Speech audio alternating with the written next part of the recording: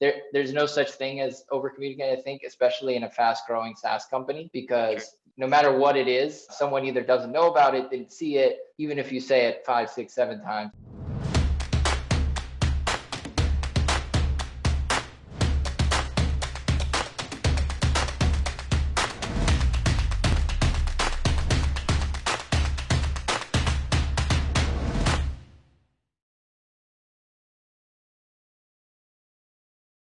I ended up in RevOps kind of by accident. I think a lot of people did. So I'm a little about me. I mean, I'm a traveler.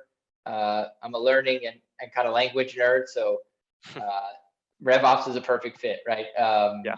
After school, I've been traveling around to kind of South America and Europe. Fell into this company, Mural, into the SaaS world, and fell in love with it, right? So I started out on the CS side, actually, in support and supporting CS and doing a little bit of CS operations without really knowing it at that point, right? Doing some reporting and really enjoyed that. And then once we started an operations function, got to move over into revenue operations a couple years ago. So since then, it's been an awesome ride. Fantastic. And like, why revenue operations? Is it the analytical side of it? Like, what is it that attracts you? It's the mix, right? It's that, every day is something different. It's constantly working on, every day you're working on solving problems. You're using both the analytics, improving your analytical skills, diving into the numbers, I love, but you're also bringing that back and facilitating, driving projects, and then making sure that there's alignment across teams. So it has a little bit of everything, which is, I think, what makes it so exciting. Plus you have a front row seat into everything that's going on in the business. Yeah, it's such an integral part of any business now. Like the role is becoming, one of the most, if not the most important parts of revenue teams globally. So it's great. That's great, and that's a perfect segue into our first topic, which is on metrics, key metrics. So let's start with kind of what metrics do you really focus on at your core as a revenue function, and why are these metrics chosen? Yeah, great question. There's so many metrics, and they're all fun in their own way. I think the basics, right, are your sales velocity metrics, right? Making sure that your sales motions are working. What is working? What isn't? Your win rate, sales cycle, ACV, and probably the biggest one, the most basic, is net dollar retention, right? If your customers are churning or not growing, what's the point, right? You need to fix that first in order to really build the growth engine in the SaaS world. And I think that the other piece that is easy to forget, right? These are all the ones that we're mentioning. A lot of them are lagging indicators, right? Revenue and others. You have to measure those. You have to report on those. That's what the boards are going to be looking for. But at a manager and rep level, I think it's really important to focus more on the leading indicators, things that they can either directly influence, like activity data, or things that they can, influence indirectly, right? Conversion rates or open rates. I think taking that step is when an organization gets to a next level, making sure that's really visible so that reps and managers are looking at that and focusing on their behavior, which will then drive better outcomes and better revenue and velocity metrics down the road as a result. Interesting. Yeah. So I spoke to somebody on the blog recently who's a sales ops guy, and was like, I only focus on, he had a really simple way of putting it. He's like, I only focus on metrics that create an issue that is solvable. So there's like loads of metrics out there, right? There's a lot of them, and they can get pretty noisy. And he said that he only focuses on ones that he can really look at and go, right, I can fix that. If he can't fix them, he doesn't worry about them. So do you have that similar sort of way of dealing with metrics that potentially there's a lot of metrics, and is that the way you look at dealing with it? Or yes, I really like that philosophy. It's hard to do in practice, right? Because there's a lot of metrics that you have to report on, right? Especially to the board, to executives and leadership team, that are going to be metrics that you can't directly control, to your point, or that are lagging indicators to that point. So you do need to measure those. And I think it's very easy as a RevOps organization to fall into that, really reporting on everything, right? Like having all the numbers and reporting on all of that. It's a battle I think that's pretty constant. You have to look at it and say, okay, yes, we're reporting on this, but do we really want to make it visible? Do we really want to speak to it, right? The nice thing that we have control over on the RevOps side is we can drive the metrics that are most visible for the teams. So even if, something very popular a lot of times, right, is doing spiffs or different things like that. But a lot of times just providing visibility into a certain metric in a dashboard or report that everyone's looking at on a daily basis or a weekly basis already changes the behavior, right? So that's making sure that, there may be metrics that we report on a monthly basis or quarterly basis, but the ones that are there in day to day that our individual contributors and managers are looking at, I totally agree. That's where we want to put the metrics that they can actually control. Rather than otherwise you fall into the habit of saying, we just need to do more, right? We just need to generate more pipeline rather than saying, no, we need to make more calls in order to generate more pipeline. Interesting. Brilliant. Okay. So another question would be to what extent do they bridge the operation kind of strategy divide, and how effective do you think they have been here? At my company or in general? Yeah. With Mural, yeah. I think we do a good job. I think there's always going to be a piece of revenue operations, which is a bit support based, right? Our customers are the go-to-market teams. There's going to be a portion of the job and the day-to-day that's reactive, that's putting out fires or handling requests, right? And that's a portion of our day-to-day. But really key, I think, especially as a company grows and you start to hire more leadership and more experienced folks, is building out that strategic partnership, to your point. So a lot of that, I think, a couple keys that can help do that and that we've worked on over time is making sure you're over communicating all the time. Okay.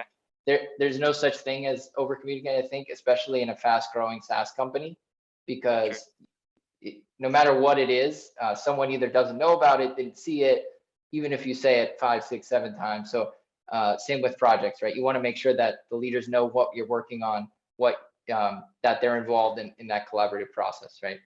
And then also proactively, to that point, it's very easy to just report on things. Going back to metrics, right? That kind of saying, hey, this is what we did, but taking that next step and saying, okay, based on this, we suggest this and that, right? Taking proactive action on the different actionable insights that you're raising, right? And that over time, I think if you're showing them that you're focused on helping their teams do better and helping the business, that partnership will grow on its own, right? And you'll be brought into strategic conversations more that you're able to drive those projects that are helping them work better. Awesome. That's great. So kind of looking at the metrics, okay, that we mentioned before, you only kind of look at metrics that you can really solve and that can make a difference. What do these metrics help you do? The ones that we highlight as ones that we can alter. What do these metrics allow you to do in terms of like decision making, et cetera, et cetera? Yeah, I think the best ones, going back to that theme before, right, are ones that, as you develop your reporting cadence, they're actionable insights that you're surfacing, right? So we could say, I kind of look at reporting in layers, right? You have your base layer of, okay, how are we doing versus plan, right? What's our ACV? How many deals are we closing, right? How many new logos, whatever those KPIs are versus plan. And then it's building out as you grow as a team, those second and third layers so that you know where to go if there is an issue or if there is an area of improvement. That's, I think, once organizations reach more maturity in terms of reporting, they're able to say, okay, we're short on, new business. That's because we're not generating enough opportunities in this segment. And we need to do more activities in order to generate that, right? It's getting to the point where you can already suggest the action and pinpoint the exact issue, the true root cause, rather than just saying, hey, we're behind on new business, right? Whatever that is. Yeah.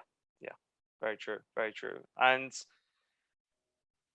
again, on the kind of the metrics argument, right? Like when you review kind of what metrics really matter, etc., what does that process look like for you at Mural or yourself? Like what do you kind of look at as, okay, this is what we need? Great question. I think it starts with defining KPIs and documenting them, making sure there's real clarity and documentation that you could reference always across the organization. And as folks join, they might have different For example, something as basic as win rate could be different in different organizations, right? Yeah. So you want to make sure that's really clearly documented, that there's really clear links or areas where people can go to look at these different metrics, so they know exactly where they can see these things. And then you need to have a cadence to go back and improve it over time, right? As you build out different functions within the organization, you might build out an account management team, for example, where you're going to have new KPIs that you want to add. But I think you want to have that centralized and documented. As you go, right, you'll be adding more of those, but that will generate alone. You'll help avoid some of those issues of people creating their own reports and having different numbers, right? And marketing saying they have one number and sales saying it's a different number. The more that you could drive that alignment and centralization of definitions and also of reporting and dashboards, the better. Awesome. Yeah, I think in SaaS, right, it's like a fast-paced world, and KPIs change regularly. So it's Yeah. important, it's something that a lot of companies need to do quite consistently as they scale. So how do you measure the success for metrics you have chosen? I think it's about creating a plan. Okay. Again, a centralized plan that's not just by team. It's high level. Where do we want to get? And then what does each team have to do to get there? And what are the assumptions that we're making in terms of, for example, sales velocity, whatever that number is, and being able to track against that regularly, right? So you can highlight very early on if we're behind on a certain metric, we're not against, and that plan is the whole go-to-market function. So that's going to help drive alignment rather than just saying, okay, sales needs to close $1 million, right? We want to see that whole funnel and see where our actual issues are. Is it that we don't have enough pipeline, or is it that sales isn't closing the deals, particularly in this stage, right, or with this type of company? So yeah, I think that having a centralized plan, again, theme that we're coming across a lot, right, is centralization, Yeah. but making sure that it's really centralized, really visible, and again, that someone can go and take a look really easily and see where their team is at and see where the company's at. Yeah, I totally agree. I think that's great. And my last question on this would be, like, kind of what mistakes have you learned from that you could share with the community? So, for example, you were measuring a metric that didn't really alter much for you as a business. So, something similar to that. There's so many. Yeah.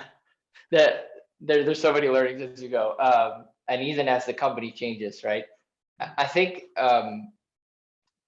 really giving visibility into what reporting is already there to ensure, across teams or across functions, people might be, not only is there effort where a lot of people are spending time on things that already exist, but a lot of leaders might not know they exist. And again, that goes back to over communicating, where a sales leader might come to me and say, hey, I have no idea how we're doing in terms of this metric, whatever, pipeline generation for my reps. We might already have something, but he just wasn't aware of it. So I think it's that's one of the big things, and why I'm going back to over communication is, Yeah.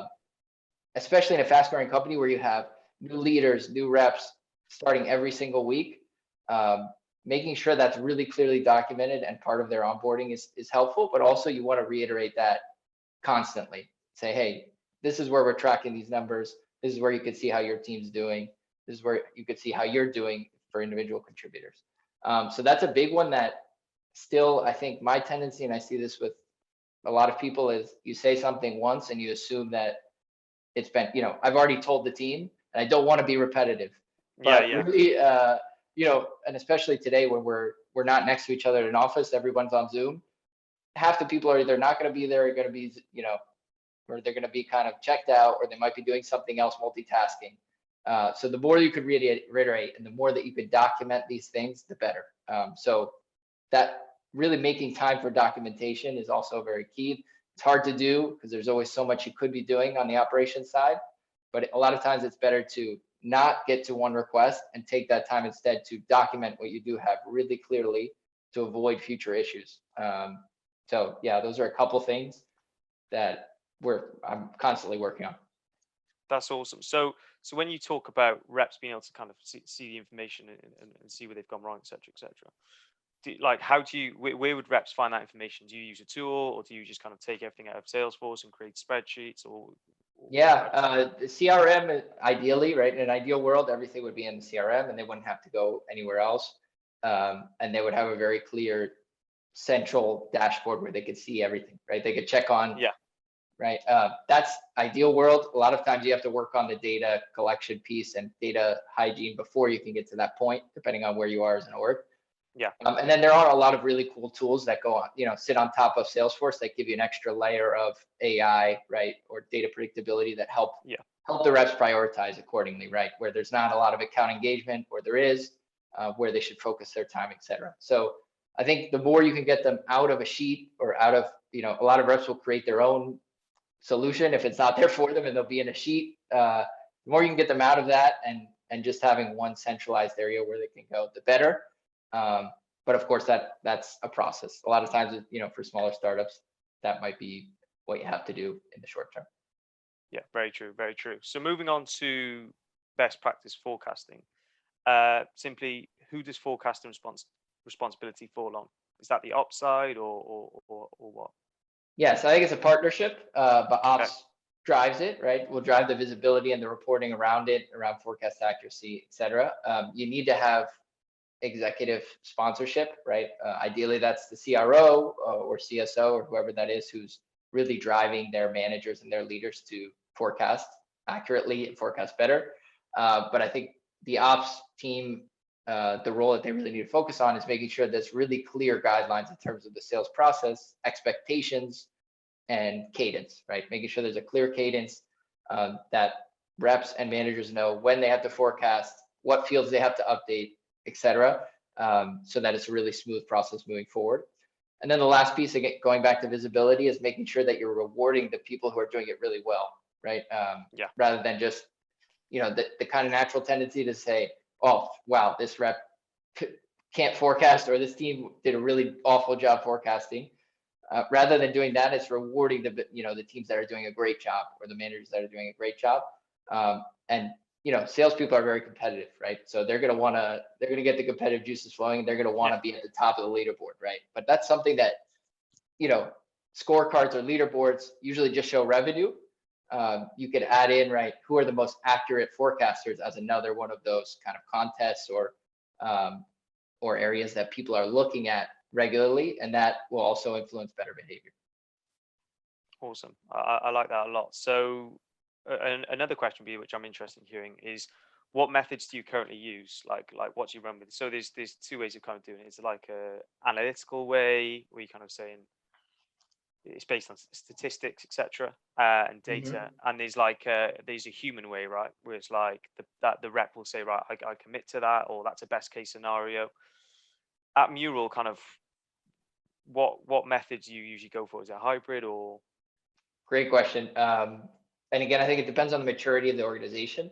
We like to triangulate, right? So we use a mix of those items, right? We Okay. have the human forecast and the human element where, right, we might have a rep thinks they're going to close a deal. Manager might say, I'm not so confident, et cetera. So they're going to have a number that they're going to forecast up into. But then we're also looking at both historical data and pipeline, using AI and other technologies to look at what that number looks like. So we'll build out, we're getting to a triangulated point where we might say the managers are going to forecast something much higher, but our system, our model says we're going to end up here, and we'll probably end up somewhere in the middle, right? But ideally, as you go over time, that margin of error is going to shrink, hopefully, and all of those will pretty much align, and you could be very confident about where you're going to end up at the end of a quarter or end of a year. Yeah, I'm interested in that. So like, how do you find the accuracy there? So like, obviously, if you get the data out of the CRM, you need to ensure that like, you know, your reps are putting in the correct information into whatever CRM you use. Is it Salesforce you use? Yes. Or, Mm-hmm. yeah, Salesforce. So like, if you put it in Salesforce, same as us. Um, like, how do you find the accuracy with that, with having a kind of hybrid, taking it from the CRM system and using just your reps kind of intuition? Yeah, it depends a little bit also on the business model, I think, of the company. So if you're in a product-led company, you want to look at the usage, right, and the engagement of the customer as well, right? So over Okay. time, you could see, for new business, that might not be the case, but for a customer that's growing, for the expansion side of things, you could easily compare what the sales forecast looks like, how much the rep thinks we're going to grow versus how much usage are we seeing, right? How much engagement are we seeing in activity? So I think that's part of it. And that's why those extra technologies that allow you to leverage AI can also be helpful in highlighting areas where you might say, a rep might be really bullish on this deal, but hey, we're not getting a lot of engagement from the customer, or usage is very low. So we're going to forecast it lower in our model, right? So I think the operations model is a much more objective kind of point of view, right? Yeah. And then you have the human model, to your point, that catches a lot of that qualitative data, because they are the ones who are in the calls with the customers, who are talking to them and are very familiar with the account and that particular deal. So that's why I think you want to have that mix, right? To ensure that you're confident in where you're going to end up. That's awesome. I like that a lot. So kind of on that, what forecasting processes have you built that have been kind of like great and instrumental, or on the flip side, what processes are you kind of looking to build and improve on? So generally, I think, and this is a normal kind of life cycle of forecasting in a company, right? You probably started out in a sheet somewhere, right? Yeah. And that's kind of the bane of all of ops people's existence, right? Is the forecasting sheet. So the sooner you can get it out of a sheet and into either a CRM or another tool, the better, right? And a lot of those additional tools will also provide you with additional AI or additional kind of, some of those checks that we've talked about, to be able to compare that and pipeline to what we're actually forecasting, right? So I think the first most important thing is, again, establish a fixed cadence with clear expectations around what needs to be updated when. And then establish what you're going to be looking at. I think when you start out in forecasting, especially if, a lot of times this might be in a startup where right now Salesforce is a mess forecasting, it might even make sense to do shorter time periods, right? Monthly or even weekly forecasts, to get the basics down. And then as you get more accurate and more comfortable there, build out that timeline. Again, depends a little bit on your sales motion. If you're doing a high velocity motion, you're probably not going to do much more than a month or a quarter. But if it's an enterprise motion, you might want to expand that out into looking 1 or 2 or 3 quarters into the future and starting to call those numbers earlier and be able to highlight a lot of issues earlier. So in our case, we kind of have a weekly review cadence, where we're going through the pipeline, highlighting issues, highlighting deals that need help or deals that are going to close. And then we make a call for the quarter, and now we now make the call for future quarters as well. So we're 2 quarters out, for different teams. So and then the last piece is, when do you allow managers to update their number, et cetera. So we do allow them to update their number as we go throughout the quarter as well. So yeah, I think, again, it's part of a maturity process for the org, but the more that, again, you could centralize that and they don't have to be putting a number in a sheet somewhere, the better. And then do you want to, Salesforce has functionality, a lot of the CRMs has functionality, they might be a little limited. So eventually it might be nicer to use an additional tool as well. Yeah.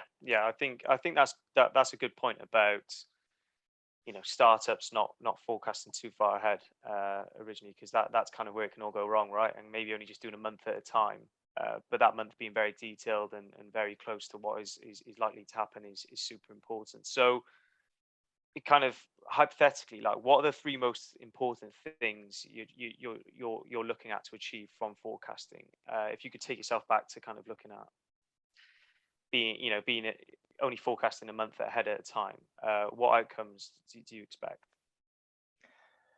Well, I mean, the ultimate goal, right, is predictability. So we want to know where we want to be, because that will inform our plan, right? Our capacity modeling, hiring, et cetera, right? So the number 1 metric that you want to look at is accuracy, right? Forecast accuracy, by team, by rep, and then overall. And the more accurate you can get, the better, obviously.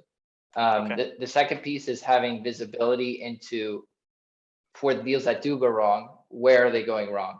And a lot of that might not be automated, right? That might be kind of a deep dive, kind of more of a qualitative deep dive, where you're looking into, this particular team's not forecasting well. Why? And you might dive into a particular deal. So you might need to sync up with different leaders there and do some exploring as to what the issue is, and then bring that back and say, okay, is there something we can improve in our process to avoid this situation?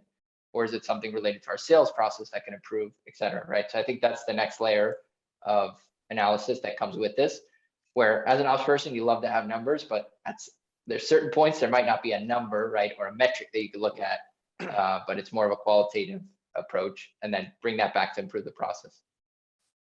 Awesome. That's great. And another question would be like, who has the greatest influence on forecasts? So what I mean by this is you know, some people allow their reps to do it. Some people have the VP of sales doing it. Some people have the sales ops guys doing it. How do you kind of work with that at Mural? The managers are probably the drivers of forecast. And in general, I think the sales managers and leaders are your multipliers, right, from an ops perspective. So anytime you're doing change management or improve, you know, building out a new process, you want to definitely leverage them to improve. So ultimately, in our case, the managers are responsible for the number that their team puts out. They'll rely on their reps to forecast as well, but they're the ones who have a say and flexibility into what that number is. And of course, the CRO is ultimately responsible for where we end up, right? So like I said before, the more that, hopefully it's the CRO, but the more executive responsibility and sponsorship you have with forecasting, the easier it's going to be for you, because as an ops team, you don't have to worry about bugging a team or saying, hey, you're not doing it right, because you know that the leaders are already putting a priority on it, and therefore the managers and the reps are going to be focused on it as well, because they know, hey, the leadership team's looking at this.